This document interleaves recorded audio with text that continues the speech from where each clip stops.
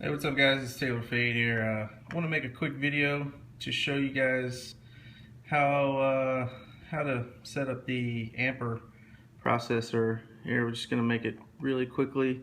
Just go to the site, download the graphical user interface there, and it comes with a manual here. It's a tiny little download. So what we're going to do is we're going to double click on the thing. It's going to ask you, do you want to make changes?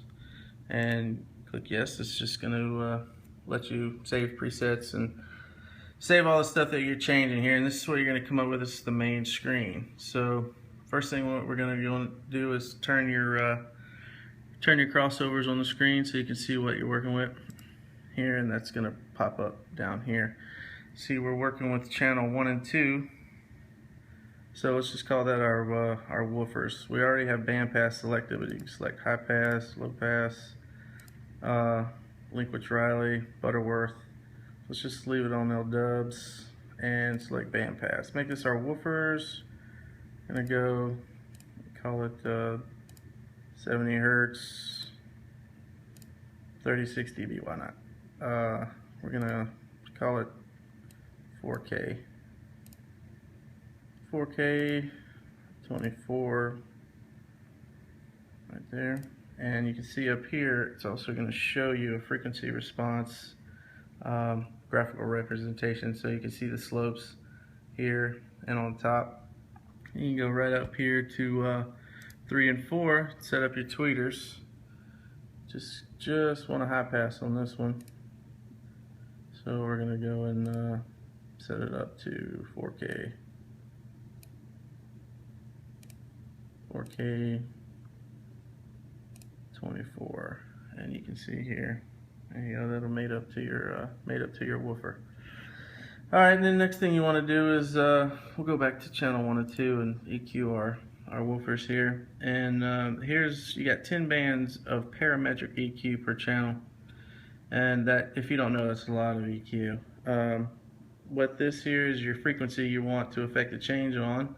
So let's say we have a really fat null at I don't know, 620 hertz. I'm just going to show you guys that you can enter the frequency that you want instead of being stuck with the one that you that they give you on a graphical EQ. Let's just say you're not going to want to boost 15 dB, but I'm just going to show you what it looks like here.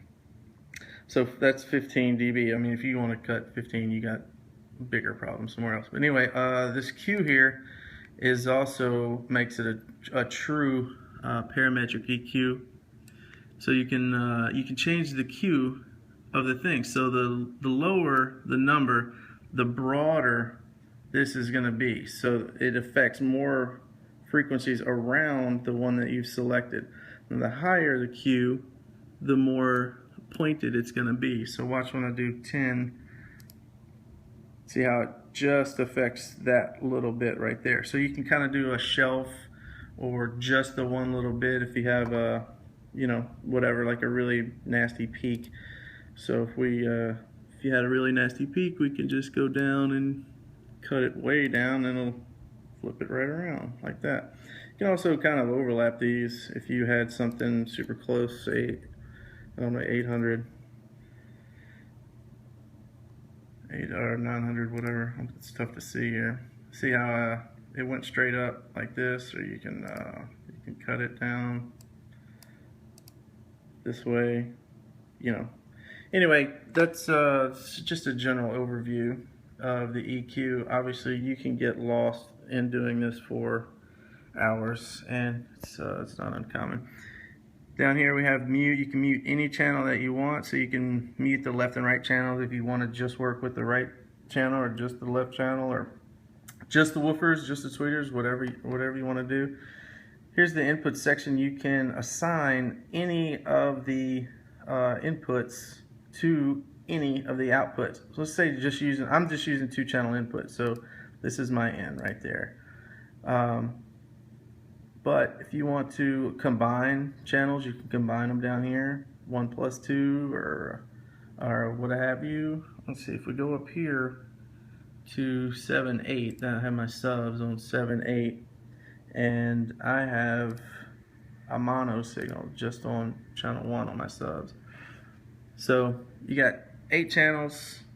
You know, you can work with them 2 at a time. You can work with them 1 at a time. Up here, blah blah blah. Like I said, I don't want to have this run on. It's already 5 minutes. So main level, individual channel level, attenuation. Really powerful, but really simple, really easy layout to go around. And you saw how fast and easy I got everything set up.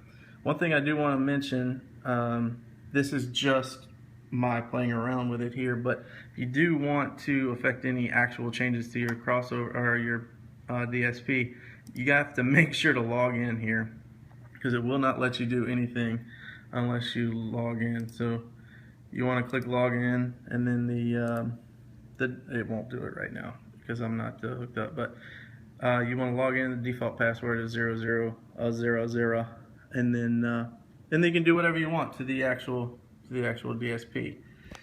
So hopefully that'll alleviate some fears or concerns about, you know, processors too darn complicated, or what am I going to do with it, and whatever. So if you have any questions, just hit me up.